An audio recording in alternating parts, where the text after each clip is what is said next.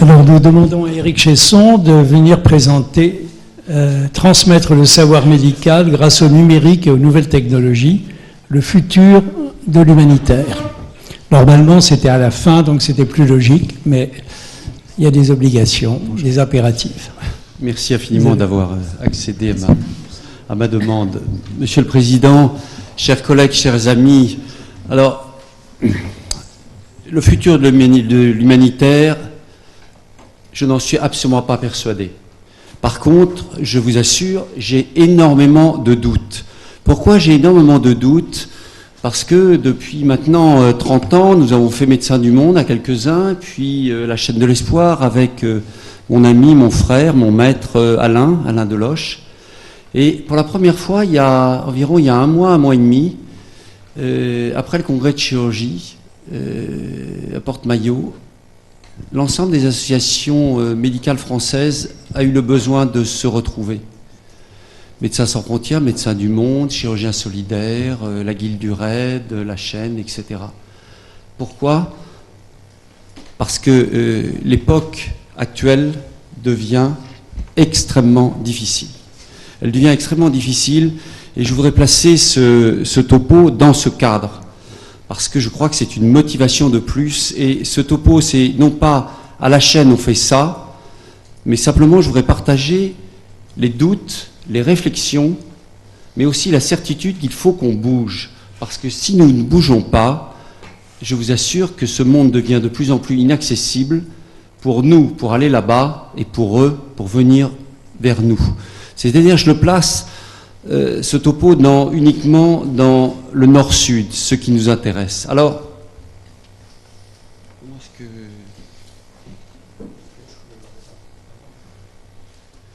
Alors, si vous voulez, comment cette idée de ce que nous avons appelé la chaîne du savoir est née?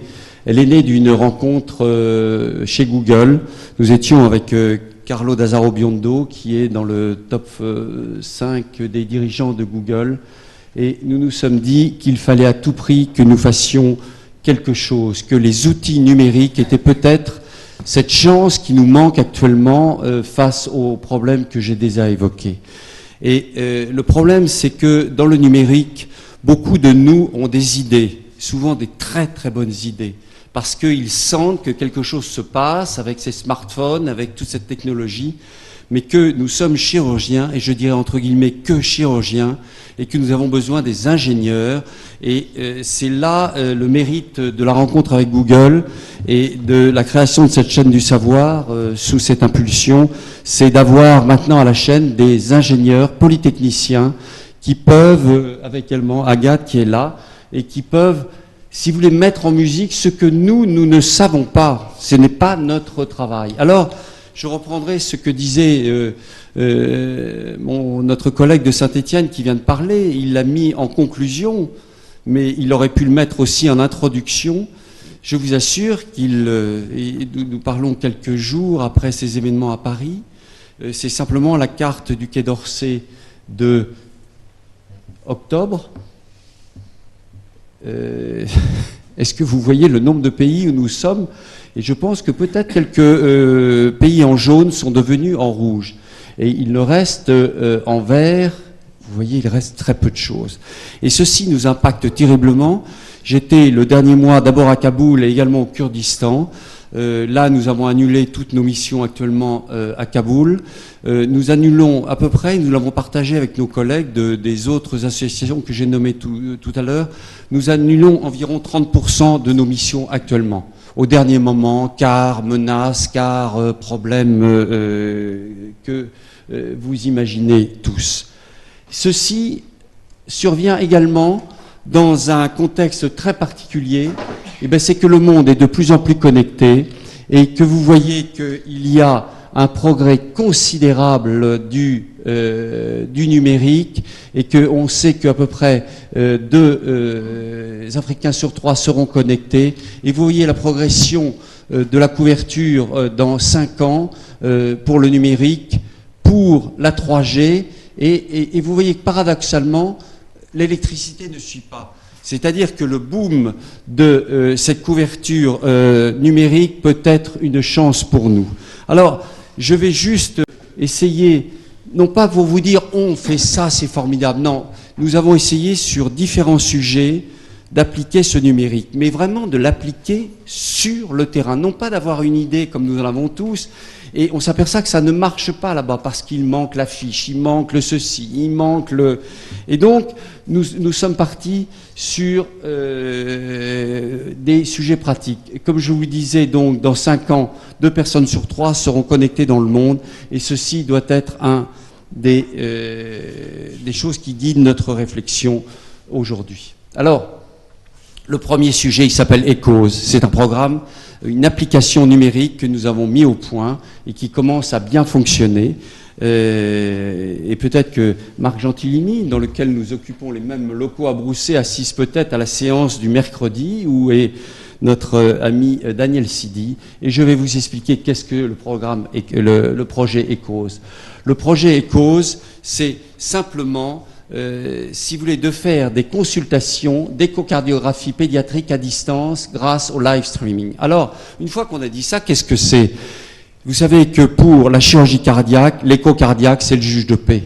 C'est colonne de droite, colonne de gauche, selon la qualité de l'échographie. L'échocardiographie est absolument fondamentale. Une erreur est dramatique. Et vous le savez tous, on ne va pas détailler.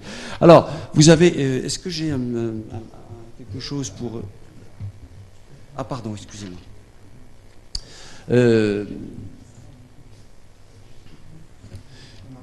Pardon, excusez-moi, Pardon, excusez-moi. Donc, vous voyez, sur cette... c'est l'explication. Vous avez ici Paris, vous avez ici le professeur Daniel Sidi. Ici, vous voyez en direct, il a l'écran, la captation, non pas de l'écran, mais il est branché directement sur l'écran. Alors vous allez me dire, c'est un détail, mais c'est le détail qui fait tout. C'est-à-dire, il n'a pas une webcam qui est branchée sur l'échographe. Sans ça, c'est de la neige. On voit absolument rien. Et vous savez, la difficulté de l'échocardiographie, de voir bien les piliers, la valve, et également tous les effets Doppler. Et donc, ici... nous avons, par exemple, selon les jours, nous faisons en fonction des décalages horaires, nous faisons différentes consultations dans différents pays.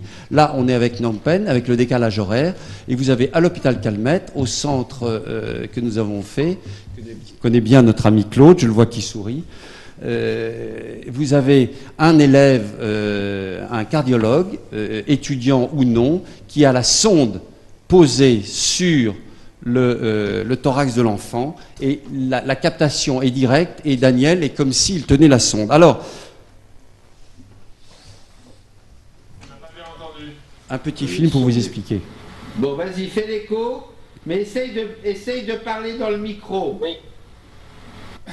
Donc, les vaisseaux sont normalement posés, le ventricule gauche est bien, d'accord.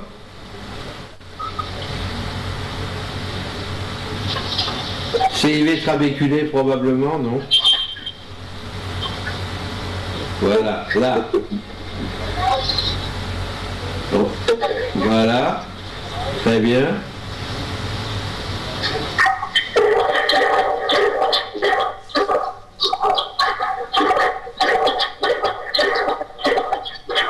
Mais le Doppler continue. Voilà, mais le Doppler continue. Augmente la vélocité. Tourne autour.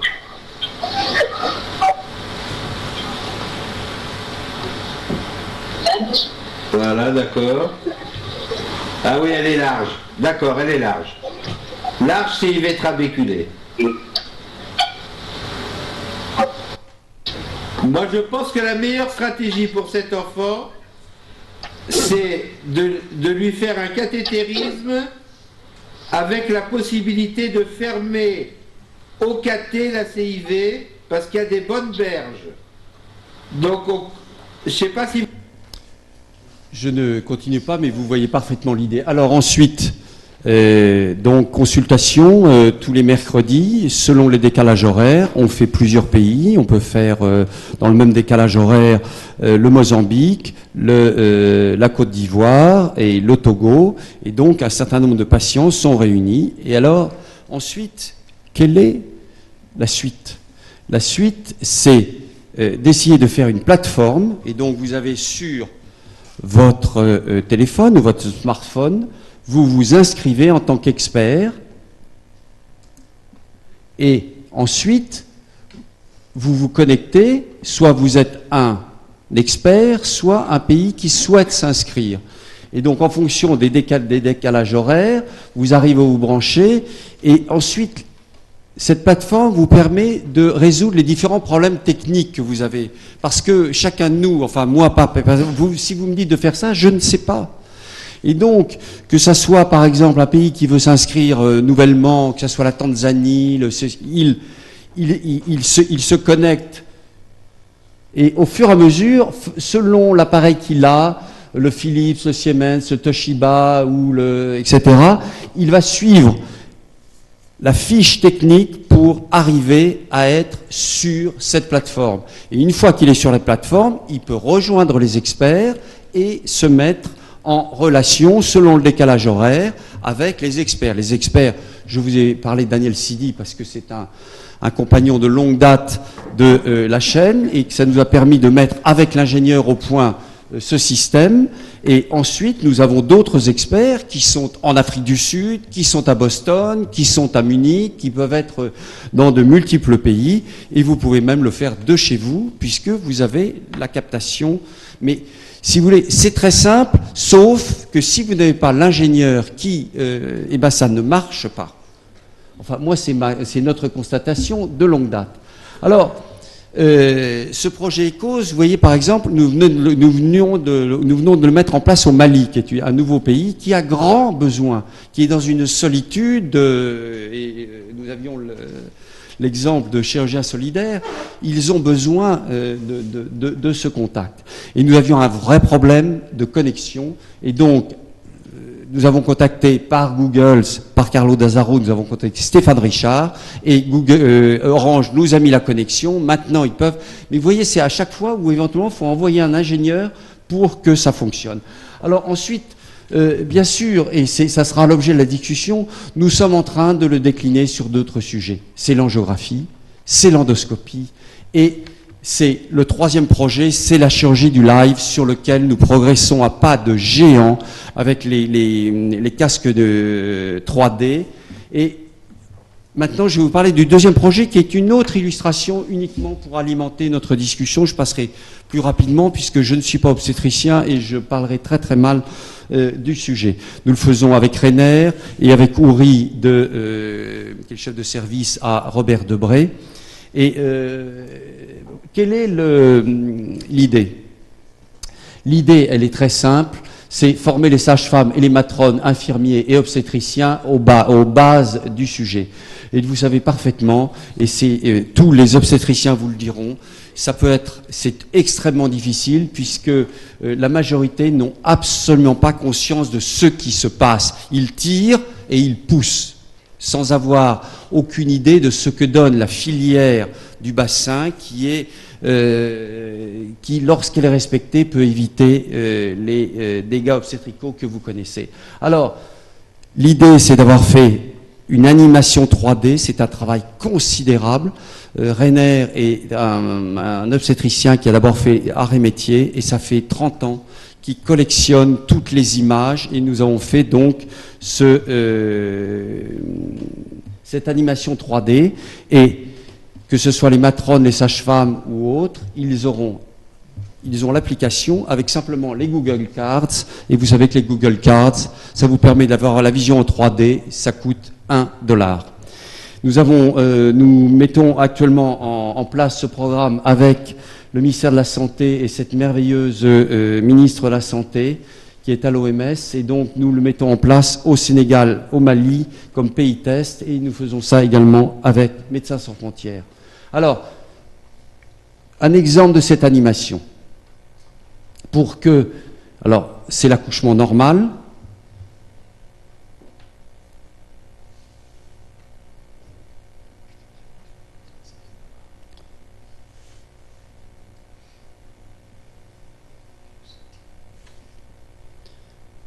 Je vais passer très vite ensuite pour...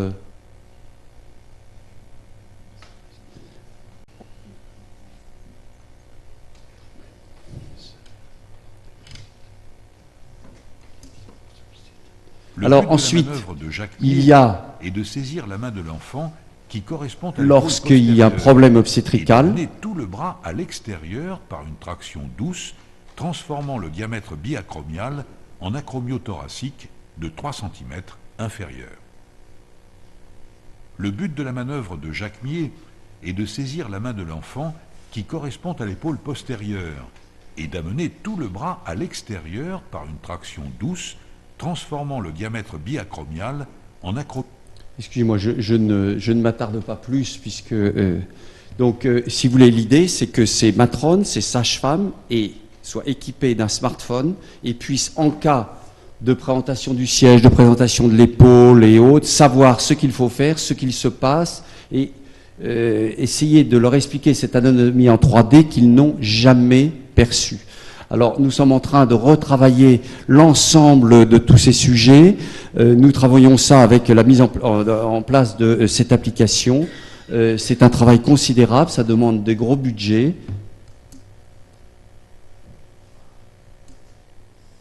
Alors, voilà le comité scientifique, je passe très vite, il y a des noms bien entendu que vous connaissez, ils sont très divers, ils sont de multiples provenances, mais et ceux qui souhaitent le rejoindre sont le bienvenu, car c'est un sujet qui nécessite toutes les intelligences, toutes les idées pour pouvoir les appliquer. Alors, pour conclure, bien entendu, je vous ai montré que 2 exemples, nous développons d'autres applications. Nous travaillons maintenant sur le sujet de la chirurgie en live, qui, à mon avis, est quelque chose qui va complètement révolutionner notre façon de faire, notre façon d'être et notre façon de communiquer avec eux, et surtout de probablement briser des isolements dramatiques actuellement compte tenu de la situation géopolitique qui, je pense, ne devrait pas s'améliorer dans les années à venir. Merci infiniment.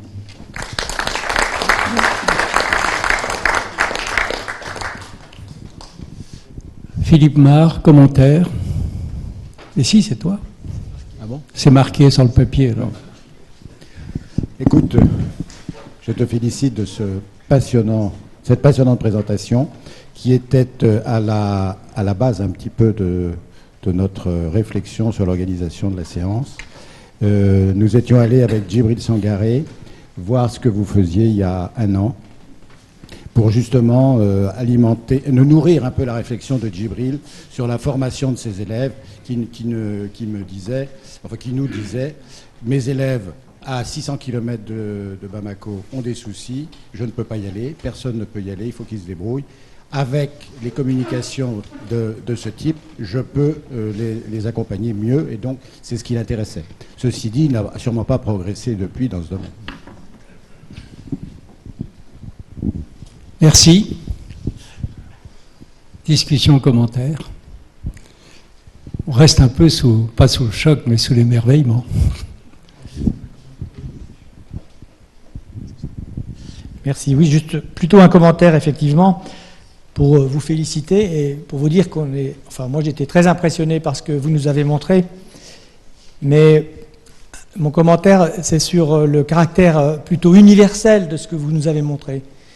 Bien sûr, certainement que c'est une facilité d'accès pour des zones qui sont pas simples à atteindre actuellement, mais je pense que dans les hôpitaux français et occidentaux, où il y a une grosse consommation de soins médicaux, c'est un outil qui me paraît indispensable, en particulier dans les situations difficiles. Je pense que le e-learning ou l'accompagnement informatique est maintenant indispensable. En tout cas, c'est clairement vers cette organisation qu'on va s'orienter.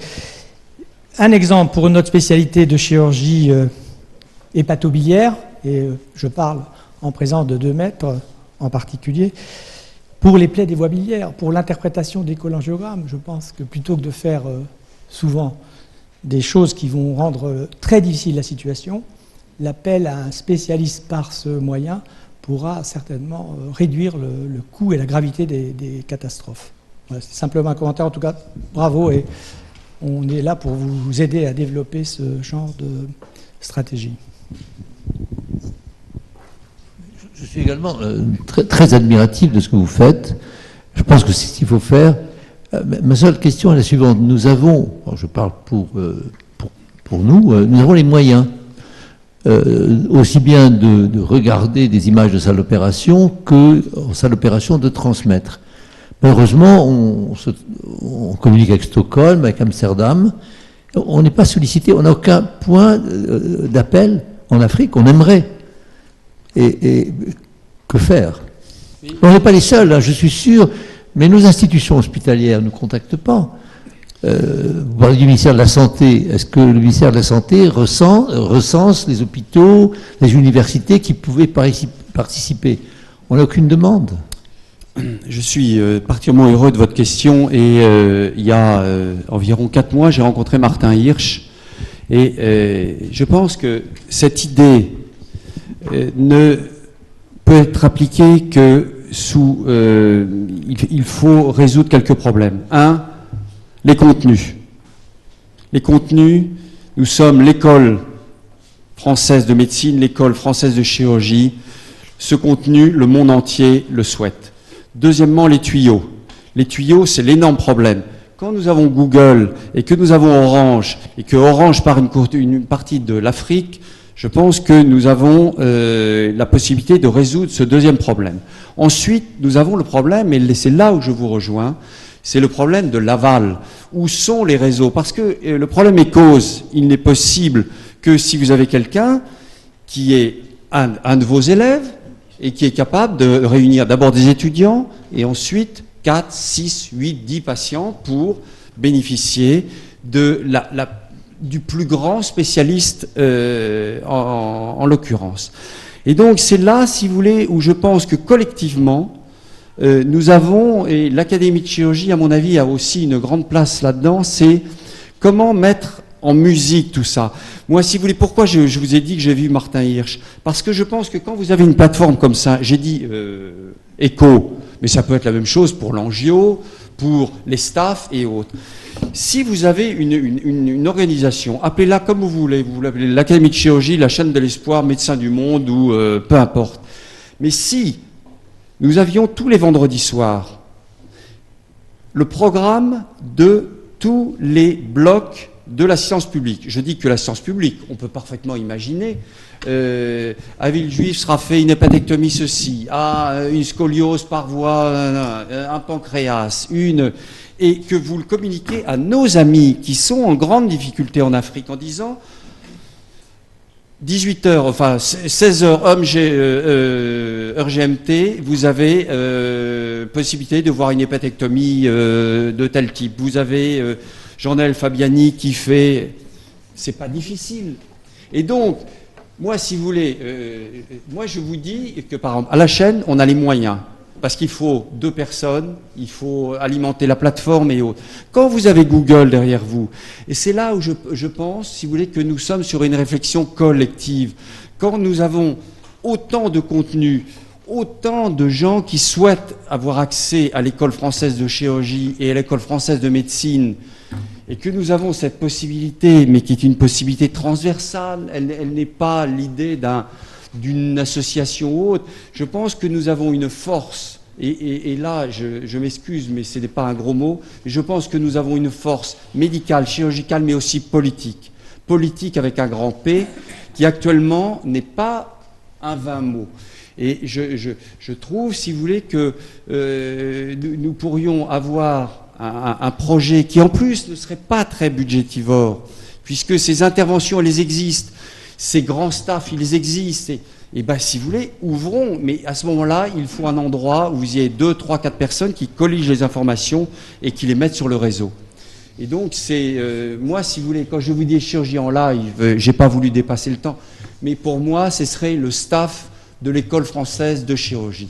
Et je vous assure que vous auriez beaucoup de gens et beaucoup de nos collègues de différents pays qui sont cités souvent dans ces murs, qui seraient très heureux d'assister à ça. Oui, Jean-Luc, vous avez un...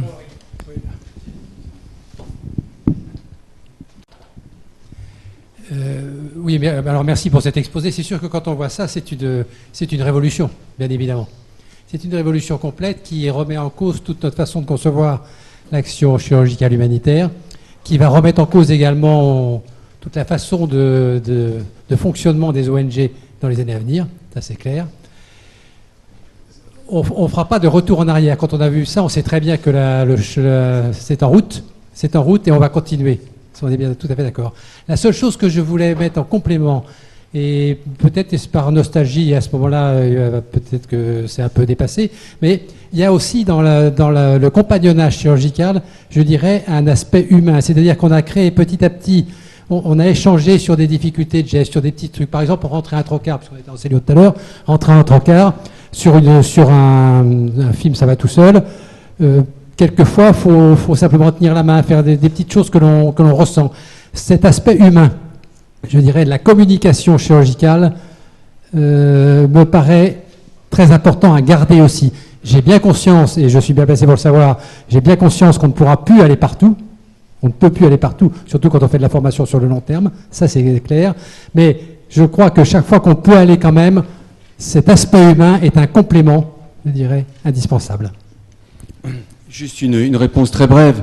Je pense que ces moyens ne doivent en aucun cas supprimer ou dévaloriser le contact humain de ton élève, de votre élève, et parce qu'il a été longtemps avec toi et que nous continuerions à aller sur place. Il était évident qu'il faut continuer à aller sur place, mais je m'excuse, tu vois toujours autant tes enfants, ce qui n'empêche pas que tu fais peut-être 1 ou 2 Skype par semaine. Je pense qu'il faut continuer à aller sur place, nous continuerons, que la valeur humaine et le compagnonnage est indispensable, mais je crois que la demande de notre école de chirurgie est beaucoup plus importante que tout ce qu'on peut imaginer. Et je t'assure que nous y allons de moins en moins, parce que c'est difficile, et je te dis, j'étais au Kurdistan il y a 10 jours et à Kaboul, et je t'assure que ça devient très difficile. Et soyons réalistes sur l'enfer et le chemin épouvantable que c'est pour l'ensemble de nos confrères de venir d'Afrique jusqu'à nos hôpitaux et à nos blocs. Ça devient un parcours du combattant absolument effrayant. Je voudrais juste poser une question. Pardon. Est-ce que l'IRCAD de Strasbourg, qui a une grosse expérience dans le domaine de la vidéo et de l'enseignement, et l'enseignement par vidéo, est impliqué dans ces démarches? Bien sûr, parce que vous avez vu que dans le comité scientifique, il y a Nabil Chafke, qui est un Strasbourgeois. L'IRCAD est bien sûr, mais si tu veux, l'IRCAD a beaucoup travaillé sur le Est-Ouest, ou entre pays, et notamment faire une vésicule de Strasbourg à New York est fantastique. Mais je ne pense pas que ça a changé la destinée du patient new-yorkais ou du patient strasbourgeois. Par contre, je pense qu'il faudrait que notre focus soit aussi un tout petit peu plus vers le sud. Et c'était l'objet de ce topo. Mais je pense qu'en effet, l'IRCAD, j'ai été les rencontrer à Strasbourg. Un grand merci et bravo.